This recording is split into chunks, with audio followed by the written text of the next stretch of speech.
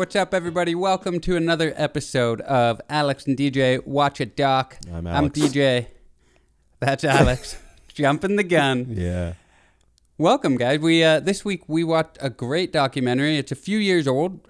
Came out in 2017. It's called Icarus by a man by the name of Brian Fogel, and it started out as a documentary about him trying to dope his way to a cycling championship, and it turned into a big, broad conspiracy about doping in Russia and the Olympics overall. It was quite a ride, wouldn't you say, Alex? Yeah, it was broad, all right. It was like a little broad in length, too. I just thought 2 hours is maybe more than I needed to. I sort of got it, though. I mean, he wanted to set up because it was a bait and switch kind of thing, too, right? I mean, this is another example of a documentary that was very lucky to be at the right place at the right time. Huh? How so? Because it was originally just a documentary about him wanting to see if he could get by like Lance did, Armstrong, and get by, dope himself up without anybody noticing. And then suddenly he's in the midst of a worldwide conspiracy, or whatever you want to call it. But so he was lucky. He won the Oscar for this thing, right? He did, yeah. And he got to hang out with Gregory Rodchenkov. But what a cool cat that guy was. And he was lucky, too, that he also, Fogel's all right, but, he doesn't have the charisma of Grigory. No. Gregory Rodchenkov. I have a question for you about him, but let's get into the same format we had last week, Alex, all right. I enjoyed it so much. First question. So China crushed it in Beijing in the Beijing Olympics in 2008. There was wide accusations of doping there, too, even though they were never really proven to be true, I don't believe. Then Russia crushed it in Sochi when they hosted their Olympics as well, and that put them on, it was kind of them showing to the world, look at us, we're ready to be a big-time player on the world stage, not just in athletics, but it transcends athletics. So let me ask you this. How, if at all, does your opinion change of a country when they do great in the Olympics? Oh, wow. I mean, you're asking the guy who literally was watching all this thinking, there's a big fuss about people being able to go do things fast and far and strong. I mean, the fact that it is... I mean, it makes sense. It's tribal, right? It's like I'm showing you that our tribe is the strongest tribe. Does that translate to the best? I mean, clearly... Yes. No, it's the smart ones. See, the funny thing about this, I thought, he's subjecting me to another one of these jock docs, right? But it didn't turn out to be a jock doc. It was about scandal and corruption. It was a mad scientist doc. The star of it was Grigory, and he was a mad scientist. He was a guy who started as a jock. He wanted to be the best to the point where he was willing to do anything, and then so he got into learning how to dope himself and others. Mm-hmm. And his mom doped him in the beginning. So sad. When he was a young kid. Of course. my mother, she injected me. Your mother? Yeah, of course. Who else? Your old mom. To answer my own question there, if it was just athletics, like if China did great in the Beijing Olympics and Sochi, Russia did great, or whatever country's doing great, I would say, I don't know how much that actually applies to their standing on the world stage in general. But the fact that they had to use doping and resourcefulness in order to do it, that actually proves to me even more that they're ready to be a player on the world stage. Because then it's not just sports.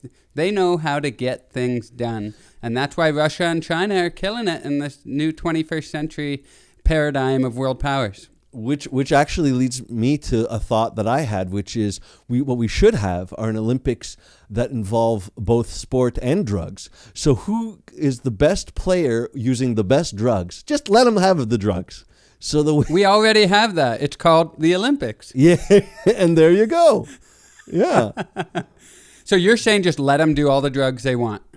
Yeah. I'm kind of with you on that because they're always ahead of the curve anyway. And also, it's just the nature of you've got to incorporate technology into everything because we are who we are. We are where we are because of the fact that we have the technological advantage over other species. So throw that into the Olympics. I gotcha. Here's the thing. I'm curious if you know anybody who injected testosterone, or did you see them do it? And also a second follow-up question with that would be, would you dope yourself to win? Ooh. To answer your first question about whether or not I've seen anybody using testosterone, I ain't seen nothing. I ain't no snitch. I ain't no rat. I have not seen, I've known people who have used drugs to get by in sports. College, university football back in Canada, I knew somebody who did it, and that was like pretty low stakes considering Canadian university football. So you can see that there's that pressure even at that level. Regarding myself, no, I've never, I've taken performance damaging drugs, but never performance enhancing drugs. Oh, really? Yeah, but no, I wouldn't.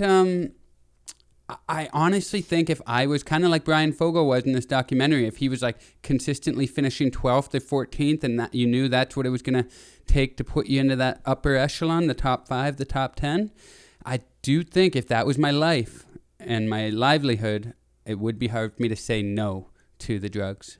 I think I would. I would say that you, I'm going to speak for you and say that you already are doing it, Weed, that's the doping of comedy. I would love to agree with you, and that's what I tell myself when I'm trying to feel okay about my weed consumption, but it doesn't help. It hurts. Oh, that's too bad. Did you take an edible today? I did not. I'm clean. You're looking at a clean sample right now. I see that you've been changed by this documentary. What about you? I've seen guys. I remember when I was a very, very short time. I joined a frat at University of Toronto just for because it was my second year. And I was like, oh, this will be a quick way to meet a bunch of people. Turned out it was a real frat, kind of annoying. And then I was one guy who really beefed up. I still know him on Instagram. I see him. He's not as beefy as he was. He got really jacked. And he admitted that he was doing steroids. He just wanted to get jacked. And then another guy was like, oh, yeah, I want to do that too. This is a sort of short Guatemalan guy that was really kind of like a life of the party kind of guy. And sure enough, in like one of the frat rooms, I'm watching one guy inject another guy in the ass. Wow. Yeah. You saw it. I saw it happen. I took creatine for a little bit when I was in university. Isn't it just like you add it to your smoothie and that's not much, is it? Creatine, I mean, I got jacked. It helped, man. It worked, but I didn't need to use it, so I only took it for a few months. But boy, did I feel big and strong, Alex. My question to you, it used to be called the KGB. I was actually looking forward to this episode just to hear your great Eastern European accent. You do so many. So you can delve into that further. But it used to be called the KGB, and then it became the FSB. There's actually something in between them as well, but it's now the FSB, not the KGB anymore. Let me ask you this. What do you think is a more effective name change in terms of changing public perception? KGB to FSB or Facebook to Meta? Ooh, that's good. Let's see. I think you can't lose with an acronym because who the fuck knows what you're saying anyway. Maybe Facebook should have changed to just FB. Maybe they should have just done a KFC. Remember Kentucky Fried Chicken? They wanted to get rid of the fried because it was not as appealing to people trying to eat a healthier diet. And so they went KFC. We're the new KFC. So we're the new KFC. We are no longer fried. We are, but we are still watching. There it is. Yeah. So I would say that they should have just went FB. For all your BFFs. And the people that are DTF. You're damn right. DM me about that I'm a married man. All right, what do you got? What do I got? Rock. And what you gonna do? Rock you. Anyway, I got let's see. Hold on. I'm resetting the clock on this one. Can I tell you a tangent while you're looking? Sure, go for it. I'm drinking water out of a glass that was clearly used. Madge must have used the same sponge that she used to clean something that she made sardines in. So this water currently smells like sardine. Oh. Well, hopefully, you know what I think? It's like smart water. It's like omega infused. Mm-hmm.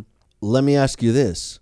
Would you have the courage to be a whistleblower, and would you turn on your teammate like the teammates of Lance Armstrong? I love that the only thing that brought Lance down was his teammate because he was such an asshole. Could you imagine? He came off as an asshole too. You could see that in the beginning. I didn't do. How can I make this clear? All right, I didn't do drugs. All right, and the way he said it, he was like, "Fuck off, you prick." Such an asshole. But in his defense, what are you supposed to do when you've stuck to the lie that hard? If you equivocate even a little bit, you're like, "Did I? Maybe." Like you can't do that. You have to go drugs full. So bad. I mean.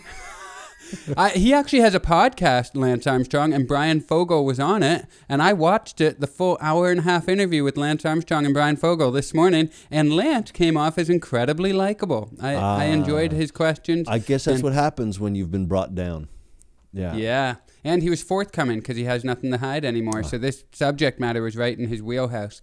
To answer your question, wheelhouse, cycling, wheels, didn't mean to do it. Wasn't even good enough to worth mentioning. Good enough to worth mentioning. Would I be a whistleblower? Depend where I am. Russia, not a chance in hell. America, maybe. I wouldn't do what Grigory Rodchenkov was doing. I mean, you just saw Nikita Kamayev have a heart attack with no previous heart issues. No, you couldn't pay me enough to do that. Very brave man. Yeah. I would say maybe crazy.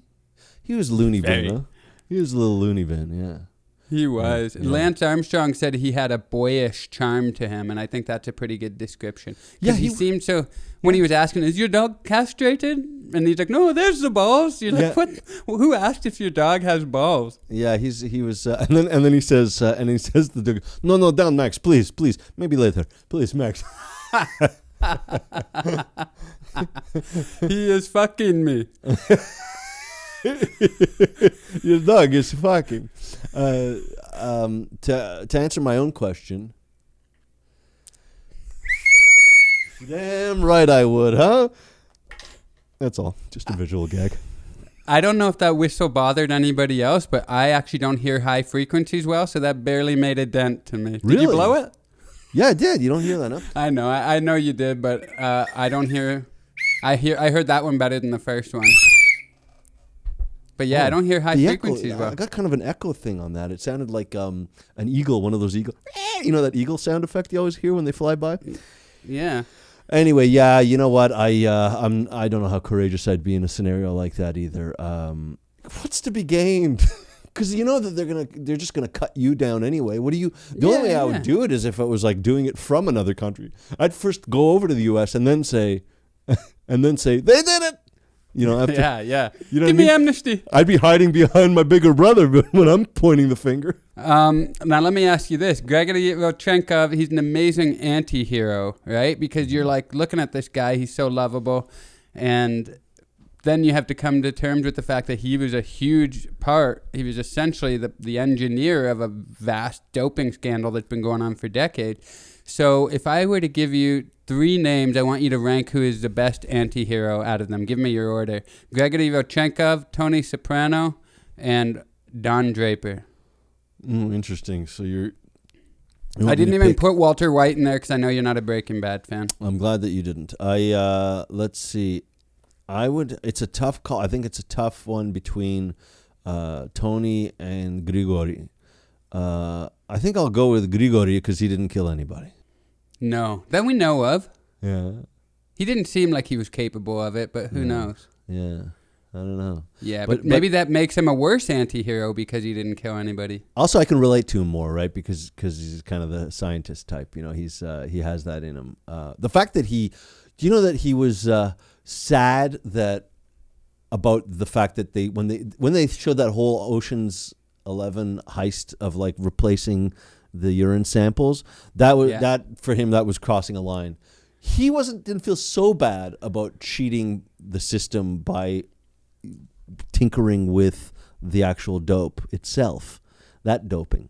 It was the switching a dirty for a clean. That's what bothered him, because he felt the first at least could be justified with, by he was just a scientist. He was just coming up with, I guess, protocols that would allow them to hide the doping. And so I guess he justified it to himself that way. But that's a great anti-hero. They live by their own skewed moral code. Yeah, that's exactly it, right? Like Dexter. New season comes to Showtime. I watched like 2 episodes of that. I was like, all right, I don't need to see him kill. I don't need to see a serial killer. I was like, well, at least he killed a bad guy. And so I was like, it still makes me uncomfortable. I know. The first few seasons were great, and then he started having an incestuous relationship with his sister. That's when I kind of fell off. Oh, I missed that. Oh, spoiler alert. Okay, so is it my turn? It is. Do you have an answer to that question? I think I go Gregory. By the way, you're saying Grigori, which is how I want to say it, but so many people say Gregory in the documentary. I don't know if that was just some anglicizing a Russian name, but yeah, they're anglicizing because it's like a Grigor. It's an I think Grigor is Grigori. Yeah, it sounds like a name that Norm. Right? Yeah, sounds like a name Norm Macdonald would have put in the moth joke. That's right. All those Russian names. Grigory Chenko with his gritted teeth. Yeah. I would say I got to put, maybe it's recency bias, but Grigori was one of the most affable, charismatic guys I've seen on screen in a while. I just hope he's okay. And according to the couple interviews I saw with Brian Fogel, he says he is doing okay. So that's good news. Yeah, I started listening to a podcast where they were interviewing him, and this was from April. So I guess he's still, in April, he was still, of this year, he was still. Wow. My thing is his family's still back in Russia, That's so if what they really wanted to about do that. something. I wonder about that, and I wonder if he's maybe not so sad about that. Maybe he's just, maybe he really wanted, I think I have my suspicions, which leads me to my next question, which is, was Grigori secretly in love with Fogel, with Brian? Ooh, you think there's some romance? I saw a couple things. There was a moment, particularly when he was over, and he goes, you like vodka? I have the best vodka from Mordovia, whatever it was.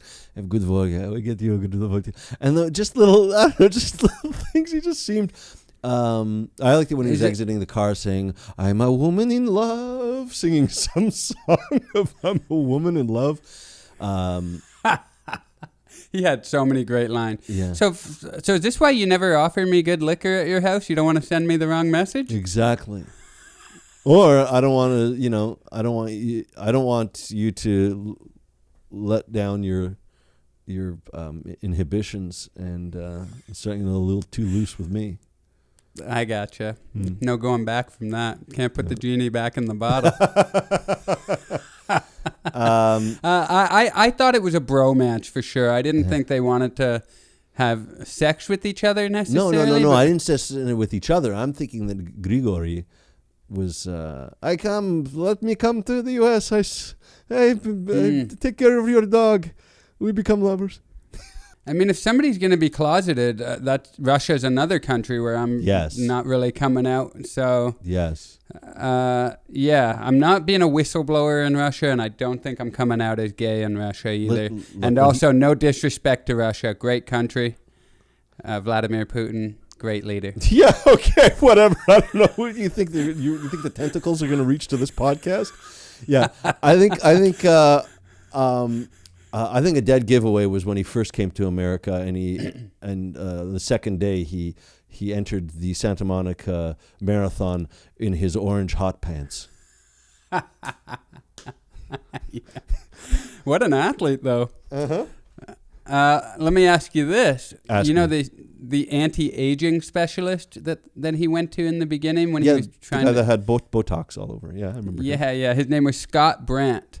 Now, I just thought of how funny it is because, like, in Hollywood or whatever, you're always trying to tell people you're younger than you are. But as an anti-aging specialist, you actually want to tell people, I'm actually 95 years old, right? How old do you think he was? Ooh. See, I think the funny thing is that when you do some of the things that an anti-aging person does, it kind of puts you in that place where you'd look like you could be older, even though you don't have some of the signs. Like Botox does that, where like Botox will remove things that make you look older, but you still know that that's a thing an older person does. So it doesn't make you look younger. It just takes away the wrinkles, you know? So I think I feel like he's probably in his late 50s. You know, I think he was 69. Is he 69? Oh, I don't know. That's my guess. I think his anti-aging regimen works. I think he looks late 50s, but I think he's probably late 60s. That's my guess. So what's his name again? Scott Brandt. All right, well, you know, this is Brandt. I tried to look up how old he is actually, and it's hard to find unless I was using the wrong search. Yeah, of course he wouldn't. Of course he wouldn't have that. He's like, he's like he's in Hollywood too, isn't it? It's like the same. Yeah, I guess it wouldn't have that information. I thought maybe there was like some Wikipedia if he was famous enough, but not yet. This podcast hasn't been released yet. For some reason, again with the impact of this thing. For some reason, I came to the only cure for a hangover that actually works. Yeah, I saw that too. He's really hitting people with the important info. Actually, I could. How use to that dope today. in cycling races and how to get over your hangover. Here's a question. Why do you think that Grigori agreed to being filmed even in the beginning? Like, he's clearly trying to help a guy cheat, and he was just excited about it. It seemed like I feel like maybe he felt like he thought he was untouchable. What do you think that was? I've thought a lot about this because it kind of defies explanation. Yeah. I think they said he tried to kill himself a few years before. Mm-hmm. I think he's probably come out of that experience with this is all just bonus time.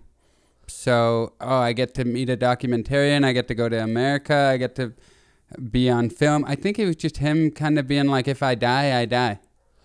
Maybe you're right. Because I think he likes attention. I think he liked being on camera. I think he liked the idea that shirtless often. He really liked. See, this is what I'm talking about. Yeah. He's shirtless a lot of time. He's trying to send little messages to Brian. But by the way, I also realized when we say on camera, how much documentaries benefit from Skype or Zoom or whatever you want to call it.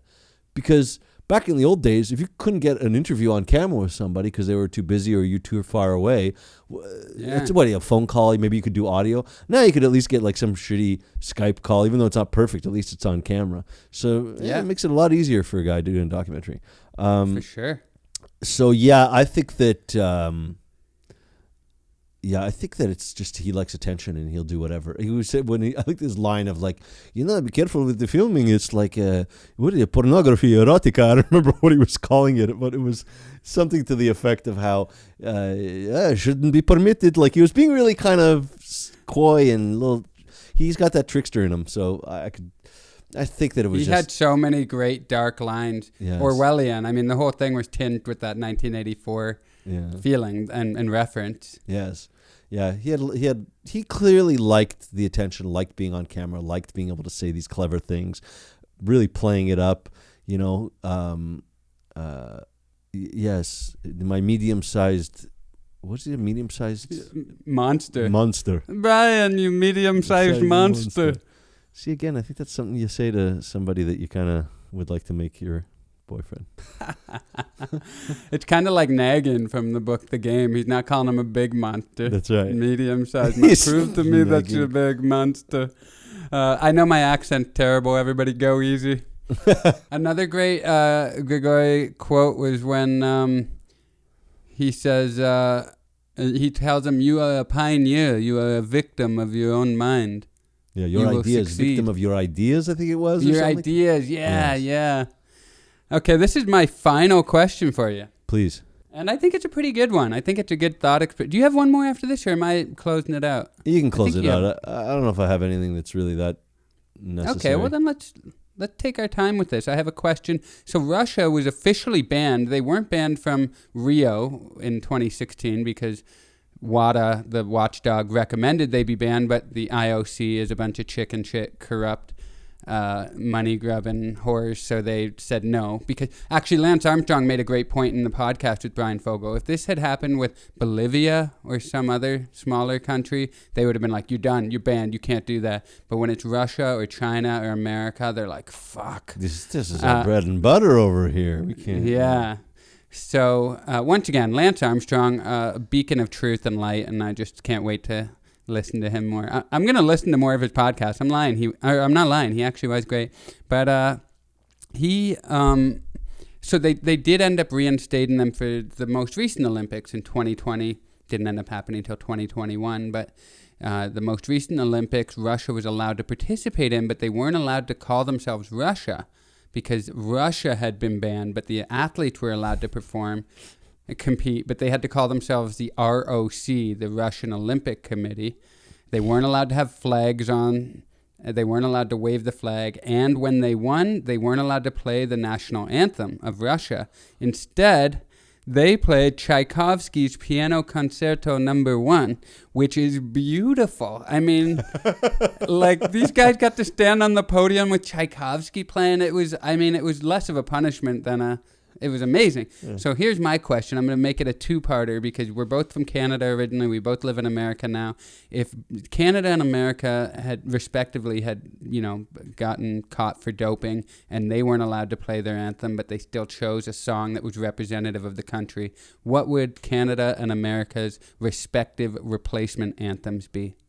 I will go with, and I'm going to go for Canada. I'll go with, because I think it would be appropriate for doping, and that would be the Guess Who, a Canadian band fronted by Burton Cummings, with No Sugar Tonight in My Coffee, No Sugar Tonight in My Tea. You get it? No sugar? Anyway. That'd be great on the podium. And it's a strong song. It's a good rockin' number, that one.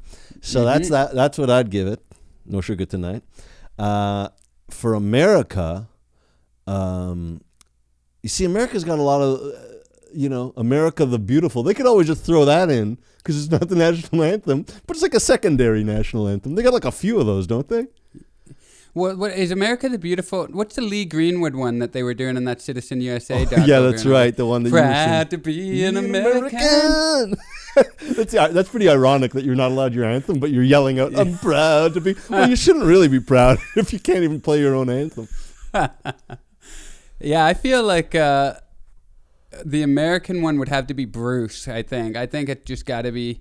Maybe it's like Born in the USA, because that does have, like, It's Not All Pride, which is ironic because a lot of presidential candidates have used that song not knowing that it's not fully proud. It's, it's kind of an indictment. But I would go for America, Born in the USA. Yeah. And for Canada, I think you'd be standing up on that podium with a gold medal wrapped around your neck and... Kim Mitchell's Patio Lanterns blaring over the lanterns with mellow Patio Lanterns. You should play, by the way, both of those, Sugar Tonight and Patio Lanterns. Let the audience decide. Play if you don't mind throwing that in the edit. Patio. This is the most chill song. Kim Mitchell. All right. I think that finishes it for this week. I think it's a good place to end on Patio That was Lanterns. Icarus, everybody. And I will say one thing, though, just as a closing thought, is that I'm closing kind of like with your first question, because I realized that you said something about how whether it's an indicator, whether you're a better country for having won the Olympics, and I just wanted to say that Putin seemed to think so, because that was the Grigory said that he thought that he emboldened Putin after having helped him win Sochi. Went to war with Ukraine right after. That's right. So clearly that was a sense of like, pounding the chest and saying, we can do whatever we want now. We are the leaders of the free world, not so free world. Mm-hmm. Yeah. Honestly, I need to hear that accent one more time before we leave again. You feel free to use it whenever you want, no pressure. I don't work well under pressure. Before we go, Alec, can you tell our wonderful listeners and viewers what we'll be watching next week? I would love to. Hello, wonderful viewers and listeners. Glad we could have this little moment together. We've decided, because I felt that this week we talked about people what they're willing to do just to win a medal, to make them go faster, and how I believe it to be frivolous. And yet here we are wasting so much time and energy and money on these things, when what we should be wasting our time, energy, and money on is trying to fix this ailing planet. Now, nobody understands that more than our lovely, she's actually just became an adult. She was a kid for a while, and I think she's 18 now, Greta. The next documentary will be I Am Greta, about Greta Thunberg. Thunberg? I don't know how you pronounce it. Thunberg. I think it's Thunberg. Yeah, so I wanted to see that one. I Am Greta. That's it. On Hulu. This one will be on Hulu, unless it's somewhere else where you are. Well, won't you join us next week then, friend? Please do. I went full Mr. Rogers there. Thanks for joining us, guys. As always, we love having you, and we love watching docs, and we love talking about them. I'm DJ. And I'm Alex over here. We'll see you next week. All right, then bye.